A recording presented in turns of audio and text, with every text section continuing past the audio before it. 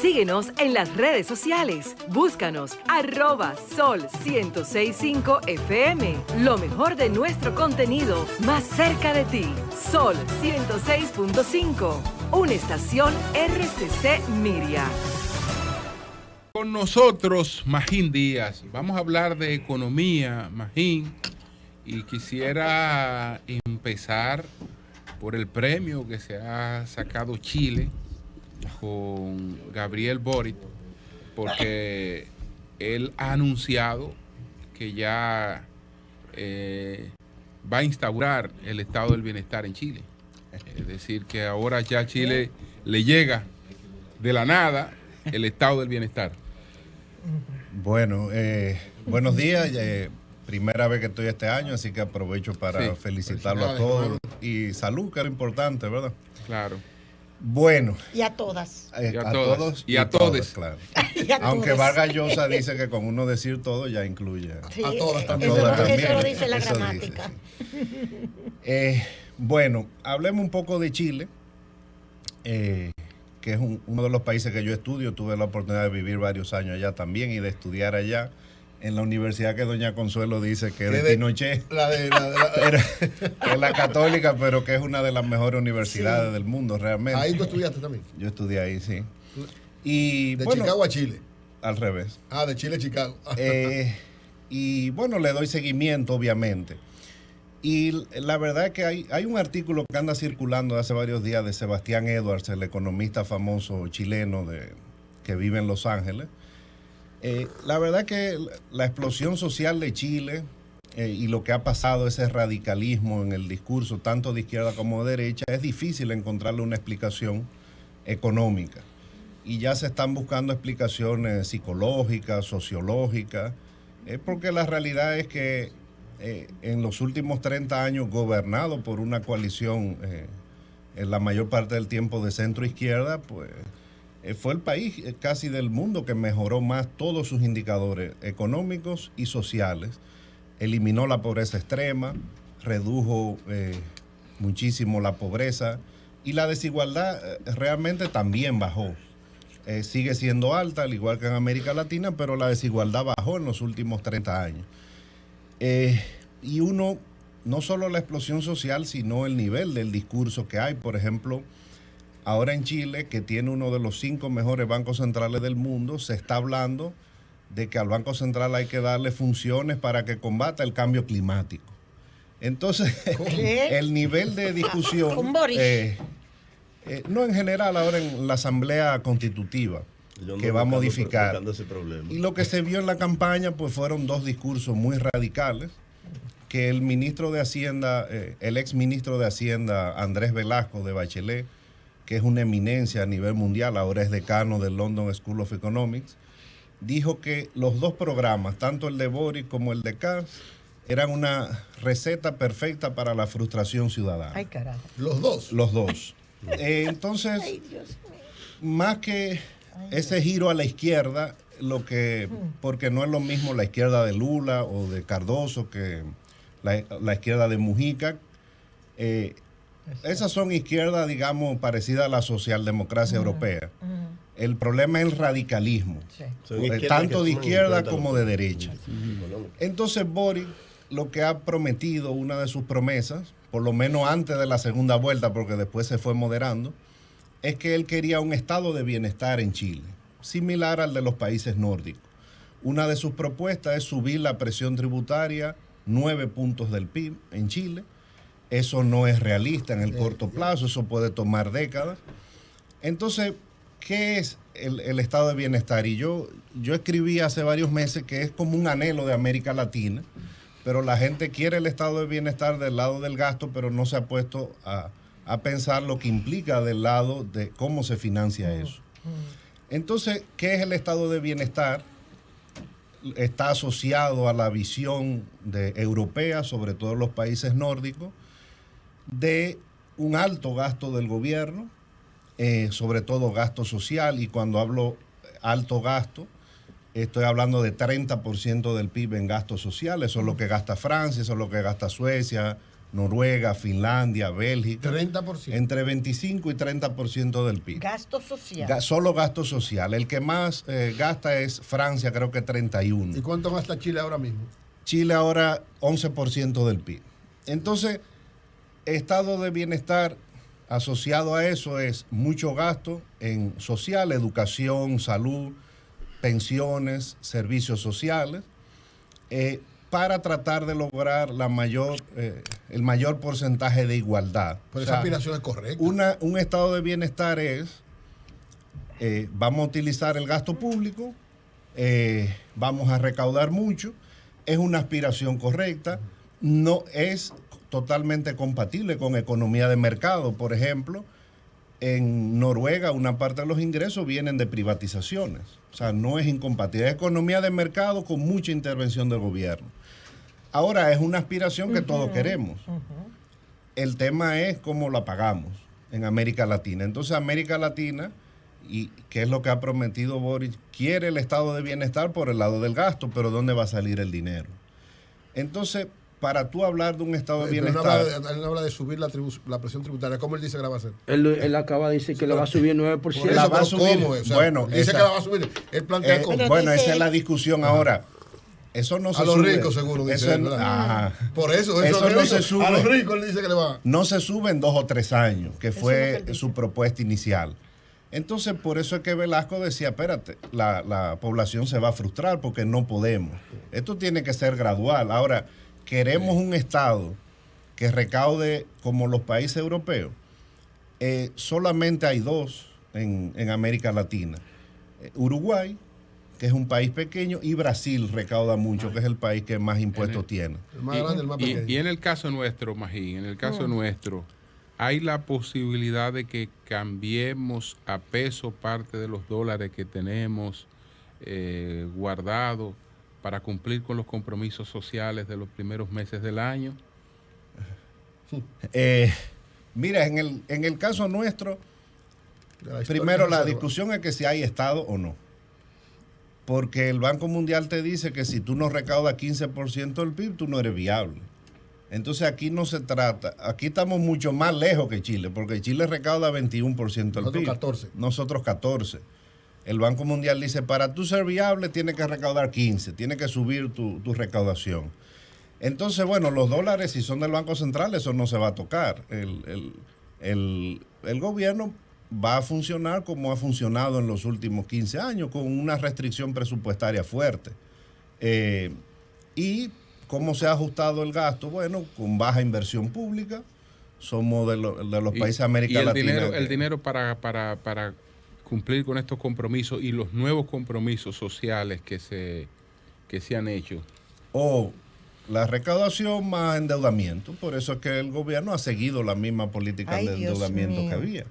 O sea, mientras haya déficit, mientras haya un gasto público cercano al 18% del PIB con recaudación de 14%, aquí se va a seguir endeudándose. O sea, va a ver que en los próximos años no hay forma de eliminar esa tendencia, a menos que se haga una gran reforma. Entonces, el tema es, ¿qué quiere América Latina? ¿Queremos un estado de bienestar? Bueno, ¿qué es lo que pasa en los países europeos y nórdicos?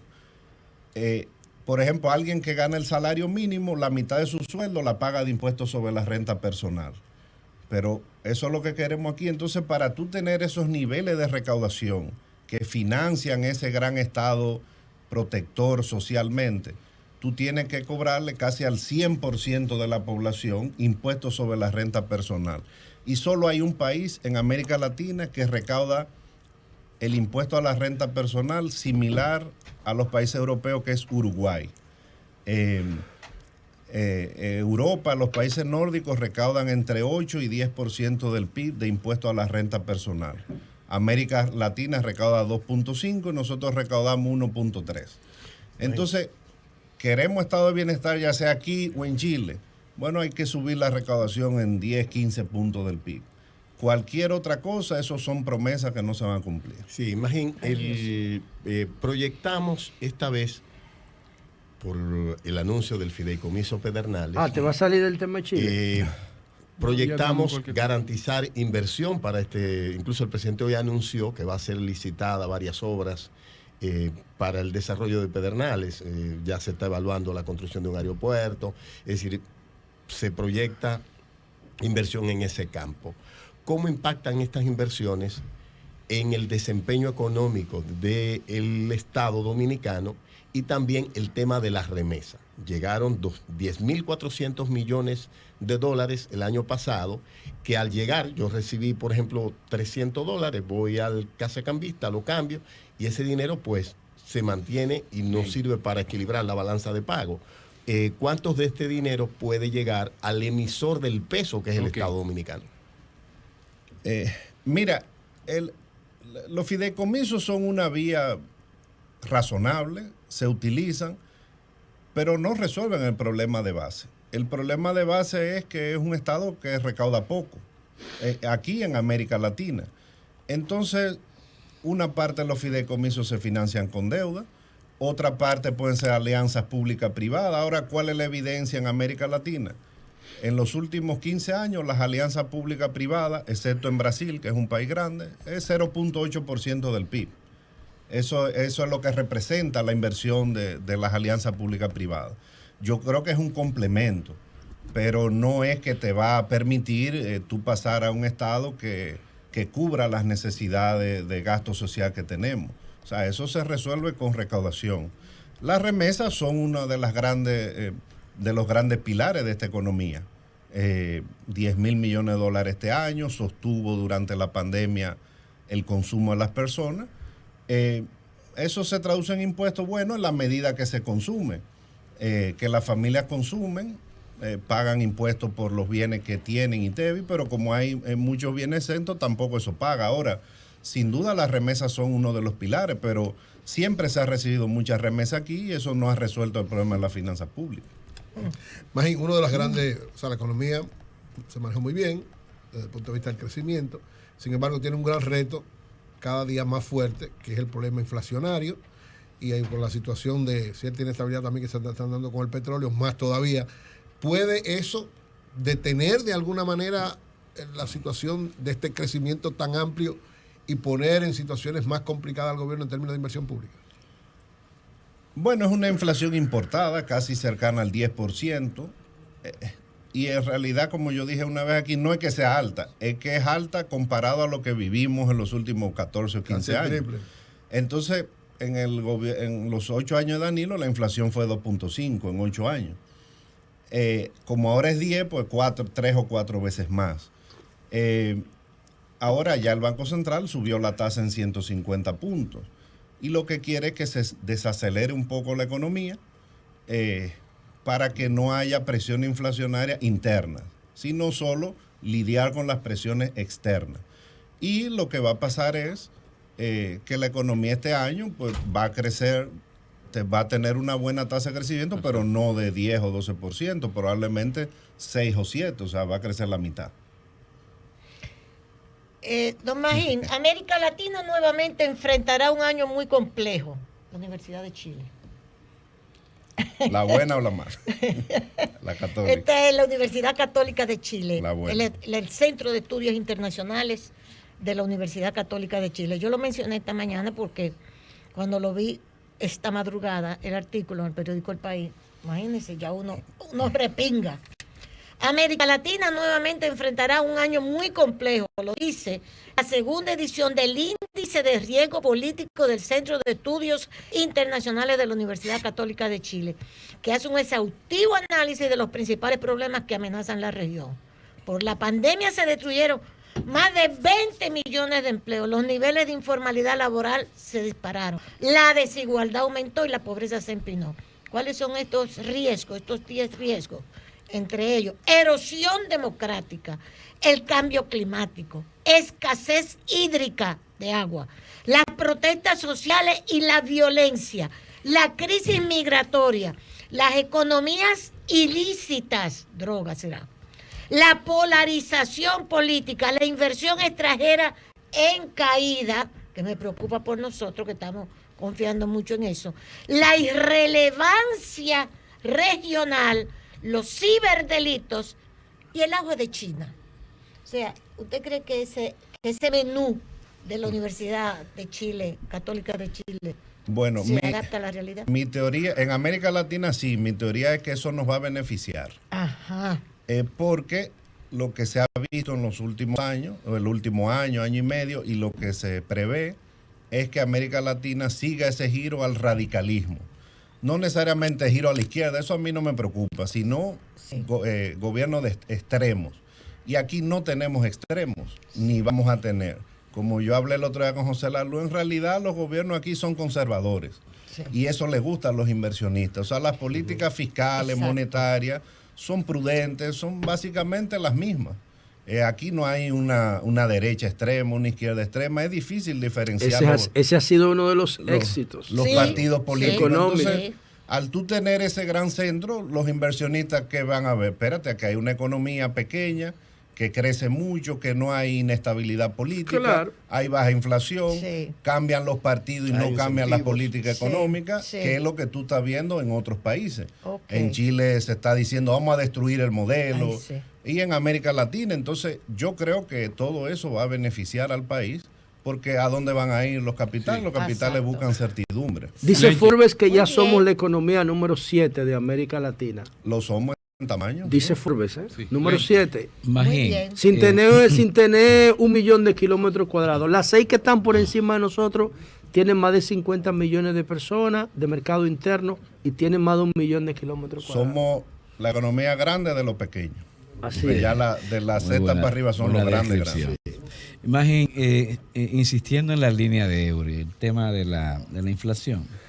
Hay economistas que dicen que la inflación no es transitoria como se anunció anteriormente, sino que podrá proyectarse todavía hasta mediados de año, quizás más, pero hasta mediados de año, proyectan algunos economistas.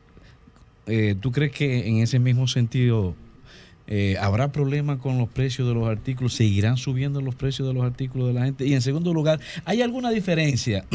O sea, la gente siente como una dicotomía. Y quiero aprovechar tu capacidad técnica y pedagógica. Siente una dicotomía entre hablar de ahorro, como el gobierno dice que ha ahorrado dinero, y tomar préstamos internacionales. No, bueno, no, es que no hay ahorro. O sea, lo que hay es, digamos, prudencia, porque hubo un déficit. El gobierno tuvo un déficit. Pero el gobierno es el que habla de ahorro. De 3% del PIB. Lo que pasa es que cuando habla de ahorro quiere decir, bueno, el déficit pudo haber sido más alto, pero fue más bajito. Pero el gobierno opera en déficit. Entonces, cuando se habla de 3% del PIB, esos son 165 mil millones de pesos. Si tú le sumas otras cosas, por ejemplo, el déficit del Banco Central o la disminución de cuentas por pagar, en realidad el sector público dominicano, en un año de, digamos, un déficit que todos hemos dicho fue prudente, la economía opera con un déficit de 200 mil millones de pesos por lo menos. Y si está negativo eso hay que endeudarse. Se endeuda el Banco Central con su certificado y se endeuda el gobierno. Entonces, la única forma de que no haya deuda adicional es que haya superávit. Y aquí no hay superávit de hace 30 años. O sea, sigue habiendo déficit y va a haber déficit este año porque está en el presupuesto. Y mientras aquí no se suba la recaudación 3 o 4 puntos, seguirá habiendo. ¿Y el tema inflacionario, déficit. para finalizar? Bueno, vamos a tener que vivir con eso, no sabemos en realidad, porque era imposible prever el COVID y luego la disrupción que ha habido en la oferta. Una parte de la inflación en los últimos meses es porque China no tolera el COVID, entonces cierra las ciudades completamente, cierra los puertos, mientras otros países hemos aprendido a vivir con el COVID. Entonces lo que se espera es que esto siga por lo menos 6 meses. Ahora, en los países grandes hay las herramientas para bajar la inflación. Lo que pasa es que no la han querido usar, pero ya empezaron. Pero Biden está cayendo. Porque cuando la empiezan a usar, entonces la economía va a crecer menos. Entonces, ¿qué dijeron los bancos centrales? Vamos a dejar que la economía crezca, que crezca el empleo, y después nos preocupamos por la inflación. Por eso es que el Banco Central aquí empezó a subir las tasas. Y el Banco Central americano también va a empezar a subir las tasas. Y lo mismo harán los europeos. Bien. Entonces vamos a tener que convivir con economías que crecen, se han recuperado, pero con precios que van a ser volátiles varios meses. Gracias, Magín. Bueno, pues señores, muchas gracias a Magín Díaz. Sí. Cambio y fuera. Sol 106.5, con la mayor variedad de contenido, información, entretenimiento e interacción en una sola estación. Cobertura total, disponible para ti en la radio y en las plataformas digitales. Somos Sol 106.5, la más interactiva.